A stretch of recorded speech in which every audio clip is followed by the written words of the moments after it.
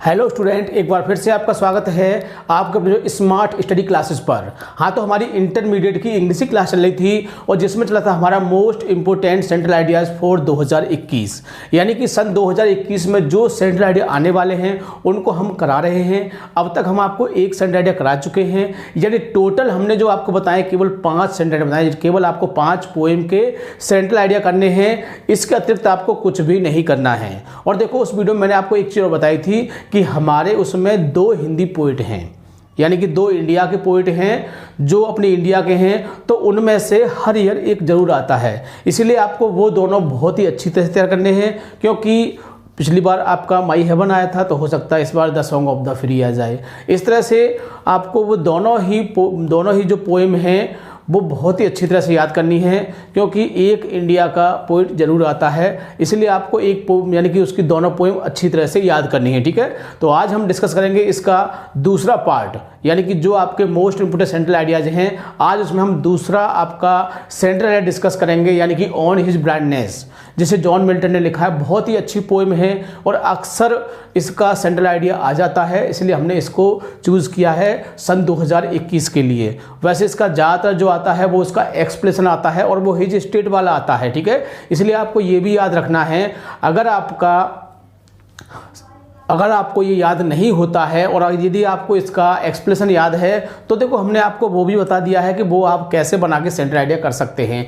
कुल मिला के आपको एग्जाम में एक भी क्वेश्चन नहीं छोड़ना है, प्रत्येक क्वेश्चन को करना है। भले ही क्वेश्चन आपको नहीं आ रहा है, आप हमारे दिमाग से सोचना कि सर ने हमें कुछ आइडिया दिया था कि कैसे करना है, कैसे इसको करना है, कैसे इसको लिखना है। मेरी बातों को याद कर लेना, आप किसी भी क्वेश्चन का आंसर नहीं छोड़ सकते हैं। और देखो, अभी एग्जाम आने दो, हम आपको और ट्रिक बताएंगे कि किस तरह से आप एग्जाम में कर सकते हैं यदि आपको क्वेश्चन का आंसर याद नहीं है, क्योंकि हम चाहते हैं कि आपका एक अच्छा स्कोर होना चाहिए, बहुत ही अच्छा स्कोर होना चाहिए। और इस ईयर आपके लिए बहुत ही अच्छा गोल्डन चांस है, क्योंकि सिलेबस कम हो चुका है और मार्क्स बढ़ गए हैं। इसीलिए इस बार मेरे हिसाब से जो भी स्टूडेंट है उनका पेपर बहुत ही अच्छा होगा और मार्क्स भी अच्छे आएंगे, ठीक है। तो वीडियो को पूरा देखना है, बिल्कुल भी स्किप नहीं करना है, बहुत सारे महत्वपूर्ण टॉपिक छूट सकते हैं। तो ज़्यादा समय ना वेस्ट करते हुए चलते हैं अपने टॉपिक की ओर। हेलो स्टूडेंट्स, तो आपके लिए गुड न्यूज़ है, क्योंकि अनअकैडमी में एक बहुत ही अच्छा फीचर ऐड हुआ है जिसका नाम है आस्क का डाउट। इसके लिए स्टूडेंट सबसे पहले आपको क्या करना है, Unacademy learning app student play store से आपको डाउनलोड कर लेना है। डाउनलोड करके बच्चों इसे आप ओपन करोगे। ओपन करने के बाद बच्चों आपको कैटेगरी सेलेक्ट करनी है। यहाँ पर आप क्लास 10th में हो, 12th में हो, वो कैटेगरी स्टूडेंट सेलेक्ट गोल में आप जाकर सेलेक्ट कर लेना कि आप किस क्लास में हो, ठीक है ना। आप अगर 10th में हो तो 10 सेलेक्ट करोगे। तो मैंने यहाँ पर IITJEE सेलेक्ट कर रखी है, तो मैं यहाँ पर इस कैटेगरी को चेंज कर सकता हूँ। मैं जो 3 डॉट्स हैं इस पर क्लिक करूँगा बच्चों, ठीक है। जैसे मैं इस 3 डॉट्स पर क्लिक करूँगा बच्चों, तो मेरे पास ये ऑप्शन आ जाता है, मैं इसको चेंज कर सकता हूँ। अब जैसे क्लास 10th है, CBSE क्लास 10th, तो मैं यहाँ पर आ जाऊँगा, ठीक है। बहुत ही अच्छा फीचर है और आप इसका बेनिफिट उठाना जरूर, ठीक है बच्चों। तो देखो, इसके बाद बच्चों आपको क्या करना है, आपका अगर किसी क्वेश्चन में डाउट है तो आप थोड़ा सा नीचे आओगे तो आपको यहाँ दिखाई दे रहा है आस्क का डाउट, ठीक है। आप इस आस्क का डाउट, ये दिखाई दे रहा है ना, इस आस्क का डाउट पर बच्चों आप क्या करोगे, क्लिक करोगे। जैसे ही बच्चों आप आस्क का डाउट पर क्लिक करोगे तो आपके सामने ये शो होने लगेगा, ठीक है। तो आप क्वेश्चन जो पूछना चाहते हो स्टूडेंट, आपने अगर उसकी पिक्चर ले रखी है बच्चों तो बहुत अच्छी बात है, अदरवाइज आप यहाँ पर टेक अ पिक्चर कर सकते हो।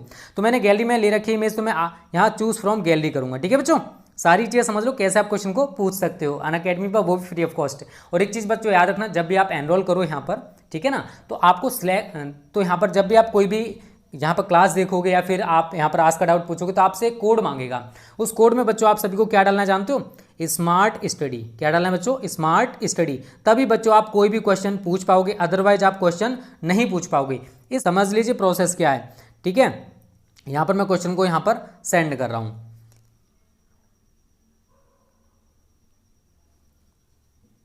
ठीक है बच्चों। सबमिट हमारा क्वेश्चन हो चुका है और मैंने यहाँ पर लिखा आ रहा है I need help with this question. तो ये किसका क्वेश्चन है, साइंस का या फिर मैथमेटिक्स का? तो बच्चों मैथमेटिक्स का क्वेश्चन है, ठीक है। इट्स फ्रॉम मैथमेटिक्स, ठीक है। तो इसका सॉल्यूशन ढूंढा जा रहा है बच्चों, और यहाँ पर देखो ये सॉल्यूशन भी आ चुका है। तो इस तरीके से बच्चों आप किसी भी क्वेश्चन का आंसर सेकंडों और मिनटों में पा सकते हो यार, तुरंत ही आपको सॉल्यूशन मिल जाएगा, ठीक है बच्चों। क्लास 12th इंग्लिश, यानी कि 12th क्लास की इंग्लिश क्लास चल रही थी, जिसमें चलाते आपकी बुक सेकंड पोइट्री चल रही थी। और इसमें हम डिस्कस कर रहे थे आपका मोस्ट इंपोर्टेंट सेंट्रल आइडिया, यानी कि एग्जाम में देखो हमने 5 मोस्ट इंपोर्टेंट सेंट्रल आइडिया चुने हैं, जिसको हमने पिछले वीडियो में डिस्कस किया था कौन कौन से हैं, और अब उनको हम 1 बाय 1 आपको समझाएंगे ताकि उन्हें आप एक वीडियो के माध्यम से अच्छी तरह से याद कर सकें। वीडियो काफ़ी लंबा नहीं होगा, मुश्किल से 15 मिनट का हो सकता है, वैसे कम ही रहेगा। यदि वीडियो आपने 15 मिनट देख लिया तो मैं गाइड देता हूं, बहुत ही आसानी से आपको सेंट्रल आइडिया याद हो जाएगा। और ये सेंट्रल आइडिया जो है एग्जाम में 7 मार्क्स का आता है। कितने नंबर का आता है? यानी 7 नंबर का आता है। इसलिए आपको इसको बहुत ही अच्छी तरह से याद करना है और एग्जाम में लिखना है। लिख कब सकते हैं? जब आपको याद होगा। तो याद करने के लिए देखो हमने बहुत ही अच्छा सेंट्रल आइडिया लिखा है, बहुत ही छोटे छोटे सेंटेंस लिखे हैं, बहुत ही इजी वर्ड लिखे हैं। एग्जामिनर जैसे ही देखेगा मार्क्स पूरे देगा, वो यही सोचेगा कि आपने इसे याद करके नहीं, विद्यार्थी ने इसको बना के लिखा है। विद्यार्थी बाकी टैलेंटेड, बाकी बुद्धिमान है, इसीलिए वो मार्क्स आपको पूरे 7 के 7 देगा। ठीक है, इसलिए आपको इसको बहुत ही अच्छी तरह से याद करना है, बढ़िया तरह से लिखना है, साफ साफ लिखना है। राइटिंग पर विशेष ध्यान देना है, क्योंकि मैं आपको बता चुका हूं कि वैसे राइटिंग के देखा जाए तो कोई मार्क्स नहीं होता है, यानी राइटिंग का कोई मार्क्स नहीं होता है। बहुत से टीचर्स कहते हैं कि मार्क्स 5 नंबर मिलते हैं राइटिंग के 6 मिलते हैं कि 2 मिलते हैं। ऐसा कुछ भी नहीं है, लेकिन राइटिंग के मार्क्स मिलते नहीं हैं, लेकिन कट जाते हैं और बढ़ भी जाते हैं, प्लस भी हो जाते हैं। वो कैसे होता है? जैसे कि मान लीजिए सेंट्रल आइडिया लिख लीजिए, आपने बहुत अच्छा साफ साफ लिखा तो वो आपको 6 या फिर आपको 6.5 नंबर आपको दे देगा। 7 भी दे सकता है, ज़्यादा उसको अच्छा लगा तो वो 7 नंबर भी आपको दे सकता है। लेकिन अगर राइटिंग आपने बहुत अच्छा लिखा है, सभी वर्डों को साफ साफ लिखा है, बट राइटिंग आपकी थोड़ी ख़राब है, तो वो आपको 5 नंबर ही देगा। कितने नंबर देगा? 5 देगा। हो सकता है कि और कम कर दे, 4 ही कर दे। कब? राइटिंग खराब होगी, यानी कि उसकी समझ में नहीं आएगी। राइटिंग साफ वैसे सही लिखा है लेकिन नहीं समझ में आ रहा है, तो क्या होगा? वो 4 नंबर देगा। कितने नंबर कट गए आपके? यानी कि 3 नंबर लेस हो गए आपके इसमें। और 3 नंबर लेस किसके मानोगे? आप किसके मानोगे? उसे आप राइटिंग के मानोगे कि अगर राइटिंग सही होती तो ये हमारा क्या होता, ये हमको मार्क्स 3 नंबर मिलते इसमें। इसलिए राइटिंग का विशेष ध्यान रखना, क्योंकि इंग्लिश और हिंदी 2 विषय ऐसे होते हैं जिसमें राइटिंग पर नंबर कम भी हो जाते हैं और बढ़ भी जाते हैं। वैसे राइटिंग के नंबर नहीं होते, लेकिन राइटिंग खराब होने पर नंबर कट जाते हैं और राइटिंग अच्छा होने पर नंबर वही बढ़ जाते हैं। इसलिए आपको राइटिंग पर विशेष ध्यान देना है। अभी समय है एग्जाम का, चाहो तो आप अब भी सुधार सकते हैं। राइटिंग सुधारने का मैं आपको तरीका बता रहा हूँ। वैसे इसका कोई खास तरीका नहीं होता है। सब ज़्यादातर लोग यही कहते हैं कि खूब राइटिंग करो, खूब राइटिंग करो, खूब राइटिंग करो और राइटिंग साफ हो जाएगी। लेकिन मेरा मानना यह है कि हम ज़्यादा लिखने की बजाय किसी की नकल करें, किसी की कॉपी करें। वो नकल का मतलब क्या होता है? नकल लिखने से राइटिंग साफ हो जाती है, एक लंबे समय के बाद होती है। लेकिन नकल करने का मतलब यहाँ क्या होता है मैं आपको बताऊं। नकल का मतलब ये होता है, नकल का मतलब ये नहीं है कि देख देख के खूब लिख रहे हैं, उसको हम कॉपी में किताब में से लिख रहे हैं। नकल करने का मतलब ये होता है कि यदि किसी व्यक्ति की, किसी विद्यार्थी की राइटिंग बहुत अच्छी है तो तुम उसके जैसी, जैसे उसने यहाँ लिखा साफ साफ राम लिखा, उसने साफ साफ लिखा राम। अब आपको इसकी नकल करनी है। नकल का मतलब क्या है कि आपको सेम ऐसा ही लिखना है, सेम ऐसा ही लिखना है। ऐसा नहीं कि ऐसे लिख दिया या ऐसा लिख दिया, ऐसा नहीं। यानी कि नकल करने का मतलब क्या होता है कि आपको उसके जैसे लेटर बनाने हैं, उसके जैसे अक्षर बनाने हैं, राइटिंग आपकी साफ हो जाएगी। ठीक है, तो ये 2-3 बातें हैं जिनको आपको याद रखना है, जिससे कि आपकी राइटिंग सुधर सके। नकलने से मतलब नहीं है कि 10 पेज नकल लिख ली तो राइटिंग साफ हो जाएगी। राइटिंग तो जो आपकी है वही रहेगी। नकल करो किसी दूसरे की, कि जैसा इसने ए बनाया है हम भी वैसा ही ए बनाएंगे, जैसा इसने बी बनाया है हम भी वैसा ही बी बनाएंगे, तो आपकी राइटिंग साफ हो सकती है, सही हो सकती है। ठीक है, तो इन बातों को ध्यान में रखोगे। और अभी टाइम है एग्जाम का, तो रोज प्रैक्टिस कर दो। एक अक्षर की रोज प्रैक्टिस करोगे ना तो 26 दिन में आपके 26 अक्षर हो जाएंगे।